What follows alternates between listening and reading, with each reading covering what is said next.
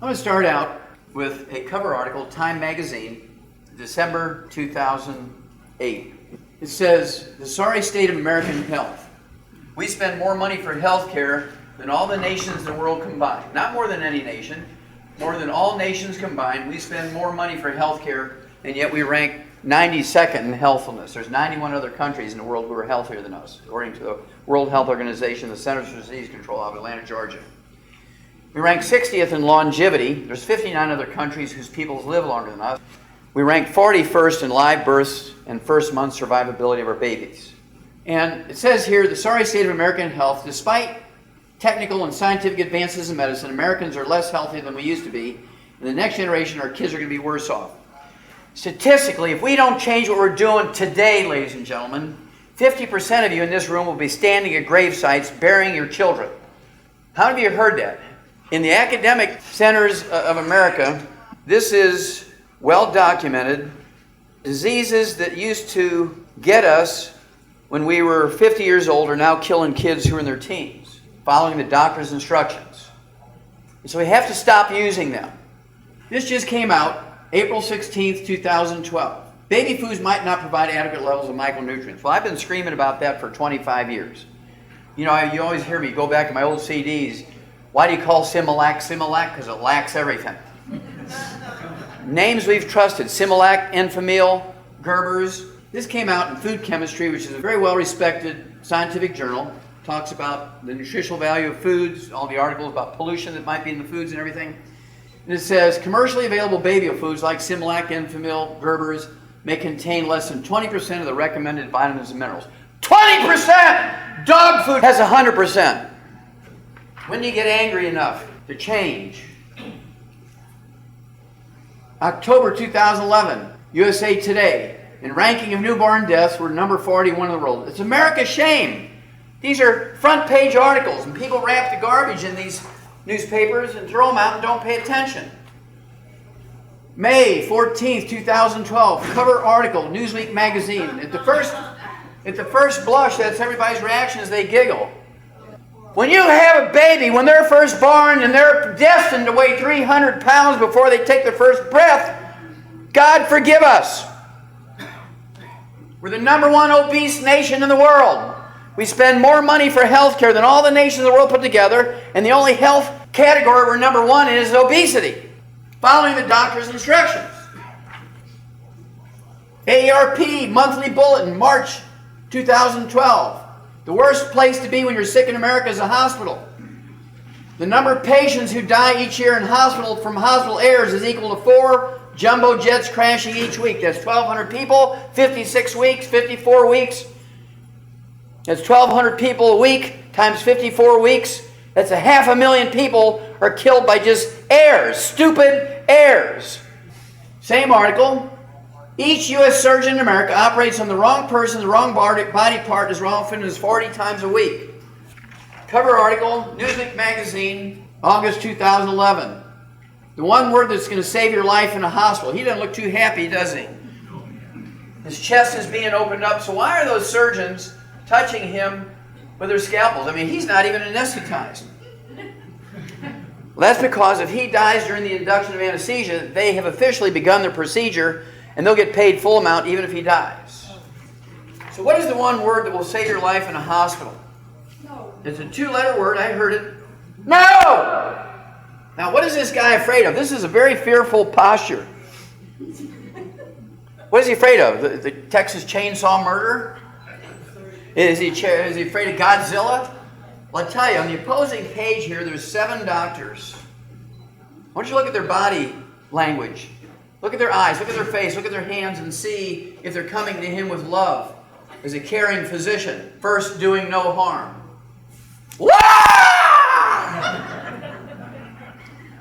They're coming to him in this manner because he's the only patient in the hospital that has money. It's like a hockey game in the halls. They're body checking each other, knocking each other down, because they don't want the patients with no money. They got signs up in their office that says, "We no longer accept Medicare patients." This isn't me. This is Newsweek magazine. People always say, "Well, why are you so tough on doctors, Wallach?" If they didn't give me the material, I couldn't do it. That's right. February 2007. Full-page article in USA Today. I had to chop it up to get it on this 8.5 by 11 sheet. Patient, protect thyself. The data came from the Journal of the American Medical Association, the most prestigious medical journal certainly in America, maybe the world, and the Center for Disease Control, the federal agency out of Atlanta, Georgia that tracks these things. And they said in February 2007, each year in America, medical doctors kill, injure, and infect 15 million of their customers in their workplace. Each year in America, medical doctors kill, injure, and infect 15 million of their customers, their patients, 5.8 million in hospitals, 9.2 million in private offices and clinics, and they get a walk. Now, how many of you would fly commercial airlines if you knew they killed, injured, and infected 15 million passengers? Nobody would fly. Why do you still go to these people? I'll give you a couple of examples. This girl went to deliver her first baby, 28 years old, in a little county hospital in Orlando, Florida, right across the highway from Disneyland. The OBGYN was intoxicated on alcohol. He cut her arms off at the elbows and cut her legs off at the groin. And he's still working at the hospital. Now, if I were her daddy, I'd take my Louisville Slugger and turn him into applesauce. But if I were her husband, I got a baby to take care of, so I would make myself a 3-foot by 8-foot colored placard and saying, Dr. So-and-so did this to my wife in a drunken stupor. He's still working in the hospital. I want you to boycott this hospital until they fire him. I actually went and complained. This was in 2004. I went and complained to OSHA. They said, we can't help you. Now, if it was an employee that the doctor cut the arms off, we could help you. Because OSHA is just for employers and employees, not for customers. Here's two gals that went in, front page story, USA Today, September 2011, went in to have liposuction. The doctor put too much local anesthesia in the liposuction fluid, killed both these women in his office the same day, about an hour apart. And the next day, he was open for business, and his office was full of people. March 1998, the Center for Disease Control, again, the federal agency in Atlanta, Georgia that tracks this stuff. Each year in America, medical doctors infect 2 million of their patients because they don't wash their hands, and their white coat is covered in pee, poop, blood, pus, snot, gunk of all kinds. Their shoes, their pantyhose, trousers, they're dragging it from room to room to room. 90,000 of these people die each year. 90,000! We went to war in Iraq and Afghanistan because a handful of strangers killed 3,000 Americans. Here's one trade in their workplace. They infect 2 million and kill 90,000. If a foreign country were to do that, we'd declare war on them. 2006, death by medication error rising. Now, we're not talking about the side effects of the drug. We're talking about decimal point errors. We're talking about stupid doctors and careless doctors like Dr. Murray who killed Michael Jackson. That kind of stuff. You think he's the only stupid, careless doctor? These types of medication errors are tied to 1.5 million fatalities and permanent injuries every year in America. 1.5 million! And everybody wants their prescriptions. I mean, gangbangers only kill 50,000 a year from street drugs. We're going after the wrong boys, ladies and gentlemen. Hospital care fatal. November 2010. Hospital care fatal for some patients. Results of Medicare study alarming. This study was done by the U.S. Department of Health and Human Services Office of Inspector General, which is essentially the auditor for Medicare. And they said, right in the first sentence, medical doctors each month kill 15,000 Medicare patients in the hospital. Each month they kill 15,000 Medicare patients in the hospital. I'm going to tell you what to do here to save America in a few minutes, but I have to show you why we have to take over. Because they have mismanaged this terribly. How many of you have heard of Andy Rooney? Okay, he retired last year, October 2011. A month later, he was dead. Anybody know what Andy Rooney died from? He died from, quote, complications of a minor medical procedure, unquote. Now, they won't release what it was, who the doctor was, what the hospital was, but I guarantee you here's what it was. 92 years old, he and his wife are going to go on this world cruise, right? They're looking at his hospital record saying, Andy, you've never had a colonoscopic exam. There might be cancer lurking in there. And so he should have said, no! But instead, because he's 92 years old, oh, okay. They stuck that garden hose up his rump and punctured his intestine, and he died from peritonitis, is my bet. And then what about Dick Clark? America's oldest teenager, American bandstand, beloved by all. He goes in for an outpatient procedure to have some surgery on his prostate gland. 2 hours later, he dies of a heart attack as complications of that surgery. Bam! him, he's dead. Don't name the doctor, don't name the hospital. They killed Annie Rooney, they killed Dick Clark, and they get a walk. Now, how many of you have heard of statin drugs? Cholesterol-lowering drugs. I'm going to precede this by telling you that there's not a single disease that is caused by elevated blood cholesterol and triglycerides. There's not a single disease that's caused by elevated blood cholesterol and triglycerides. If you listen very carefully, they say elevated blood cholesterol and triglycerides are a risk factor.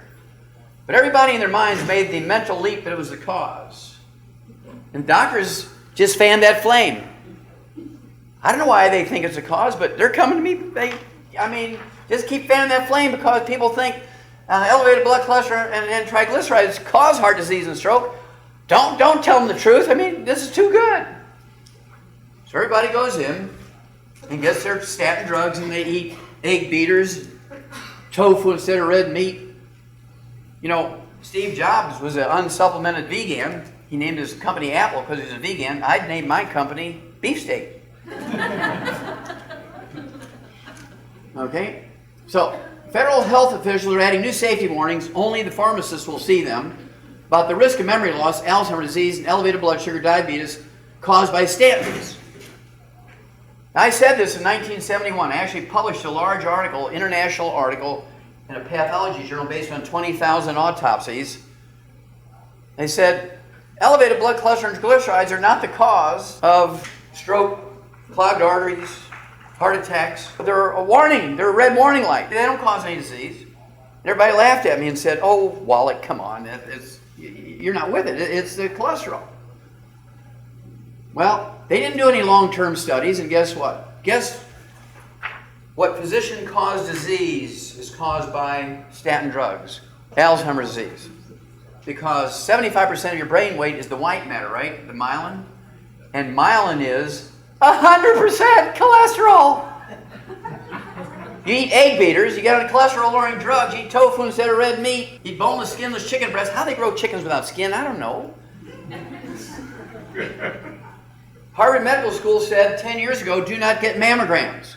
One mammogram, one MRI, one CAT scan has a radiation equal to 500 chest x-rays.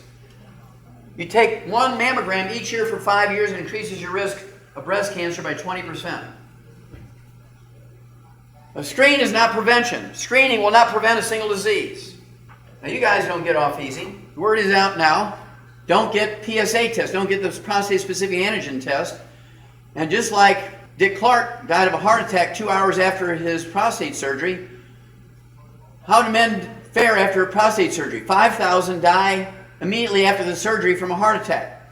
Within a day, 6,000 to 30,000 in America die each year within a day after prostate surgery from heart attacks.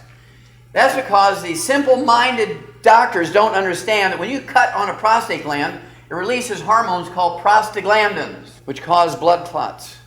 Anytime you start messing around with that prostate gland with a knife, you're going to get a stroke or a heart attack. I'll show you one more. This came out June 4th, Time Magazine. Skip the screen. Experts say blood tests for prostate cancer don't save lives. Don't do the PSA test. Don't even do the test. When Warren Buffett was diagnosed with prostate cancer, he's dead man walking because he's going after aggressive treatment. The guy who invented the test is a man by the name of Richard Ablin. Okay, Richard Ablin, the scientist who discovered PSA, calls the testing's widespread use a public health disaster because it causes a 98% false positive, giving doctors permission to kill you. Men, women who love your men, do not get the PSA test. Prostate cancer never kills anybody. If you have prostate cancer and you die, it's always from the treatment. Prostate cancer never goes to your liver, never goes to the lungs, never goes to the brain, it never kills you. It kind of works locally and regionally and goes to bones locally and stuff. That we can manage that. You'll never die from it. October 2011, Senate committee accuses companies of gaming Medicare. Now they're talking about hospital groups, they're talking about insurance companies, they're talking about home visiting angels, they're talking about hospices, rehab centers, assisted living. I want you to think about it. In the old days, when you died, your assets went to your kids. Now it goes to all these agencies. Your kids have to start at zero. Your kids always have to start at zero. What are we doing? Are we so dumb that we give in the last days of our life